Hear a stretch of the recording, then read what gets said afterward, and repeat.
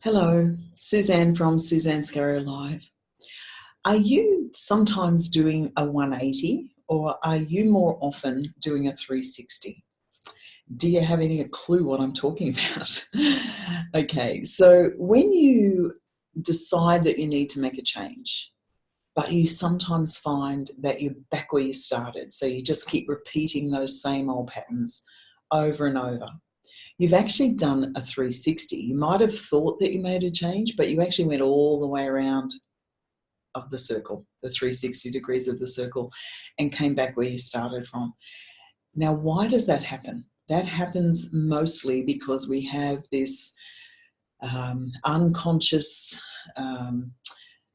driven behavior, if that makes sense. So 95% of our behavior is driven by our unconscious beliefs and feelings. Now, you may or may not even be aware of it, but you can tell by the result of what's going on. So if you're someone who keeps coming back to the same old repeating patterns of behavior, you've probably done a 360 and it's not your fault. Repeating that, it's not your fault. It's because you've got something in your unconscious that needs to be cleared, and that will be a limiting belief. That limiting belief is probably created in your psyche when you were 0 to 7, sometimes as old as 10, but 0 to 7 generally. We form those limiting beliefs. They are faulty when we form them, and they remain faulty throughout our lives, but we always attract more evidence that they're true. So we believe that they're true. So for example, something happens to you when you're 2 years old and you interpret it, because you're in a theta brainwave pattern in those years, you interpret it that that thing happened because of you, and that must mean you're not lovable enough, or not good enough, or not something enough, or not safe enough, or whatever the interpretation is.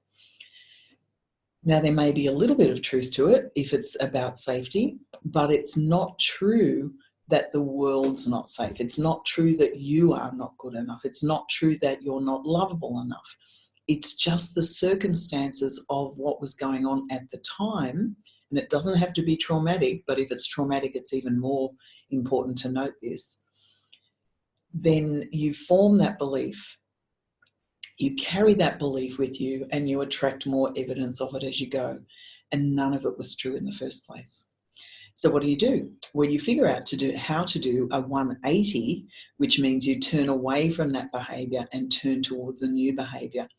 And for me, the only way that I really know that you can do that for sure is to clear that limiting belief. The limiting belief can be cleared. It didn't used to be that way. I didn't used to believe that was possible as a counsellor in the early days. But now I know, and I do it with clients all the time.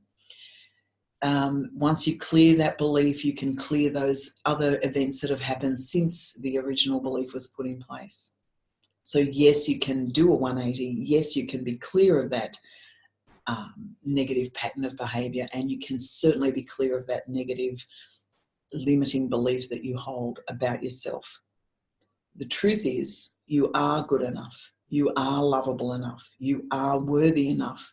You are deserving enough. It's just the circumstances of your life that made you believe otherwise. Okay, hope that makes sense to you. Love to hear your comments on it. Take care, and I'll talk to you again soon.